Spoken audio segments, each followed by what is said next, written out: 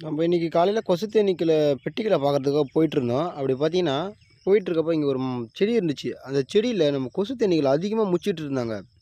நான் என்னன்னு சொல்லிட்டு கிட்ட போய் பார்த்தா, தேனீக்கள் வந்து கொசு தேனீகள் அவ்வளோ இருக்குதுல. அதுலேருந்து என்ன எடுக்குதுன்னு தெரியல. பிசுனா இல்ல அந்த இலைகள்ல ஏதாச்சும் நெக்டாரு அந்த இனிப்பு சுவை ஏதாச்சும் வருதா என்னன்னு சொல்லி எனக்கு சரியா தெரியல. இந்த இடம் இந்த மரத்தோட பெயரும் எனக்கு தெரியல. பார்த்தீங்கன்னா, கொஞ்சம் சின்னதா தான் இருக்குது இந்த மரம். பார்த்தீங்கன்னா, ஹைட்டும் கொஞ்சம் சின்னதா தான் இருக்குது. இதில நம்ம கொசு தேனீகள் பார்த்தீங்கன்னா, அதிகமாவே இருக்கு. இப்ப பாருங்க.